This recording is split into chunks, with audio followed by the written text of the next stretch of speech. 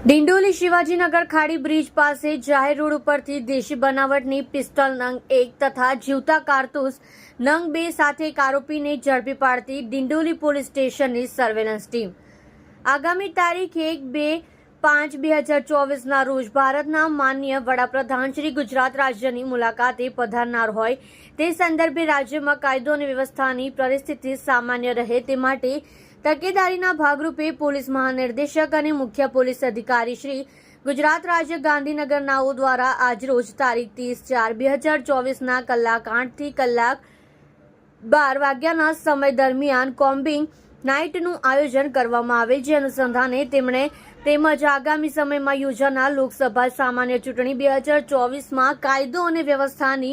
પરિસ્થિતિ જળવાઈ રહે તેમજ સમગ્ર ચૂંટણી મુક્ત અને ન્યાયી વાતાવરણમાં યોજાય અને કોઈ અનિચ્છનીય બનાવ ન બને અગર તો બનતા અટકે તે સારું સુરત શહેર પોલીસ કમિશનર શ્રી અનુપમસિંહ ગેહલોત સાહેબ તથા અધિક police commissioner sector 1 Shri Wabang Jamir સાહેબ તથા નાયબ police commissioner zone 2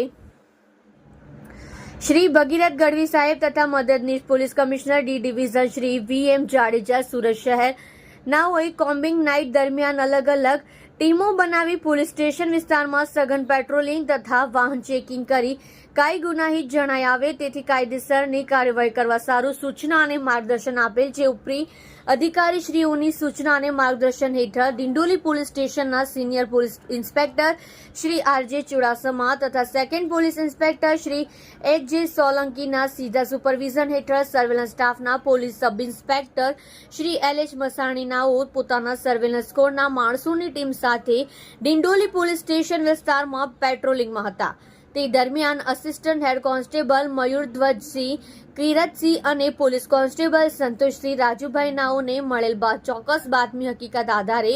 Dindoli Shivajinagar ખાડી બ્રિજ પાસે જાહેર રોડ ઉપરથી એક ઇસમ નામે મનોજ કિરણ સુખદેવ દાસ નાને દેશી બનાવટની પિસ્તલ નંગ 1 તથા જીવતા કારતૂસ નંગ 2 સાથે ઝડપી પાડી સારી અને પ્રશંસનીય કામગીરી કરેલ છે। આપ જોઈ રહ્યા છો ગુજરાતની સૌથી પહેલા ખબર આપતી Surat express news channel director Rajesh મંગલીની સાથે।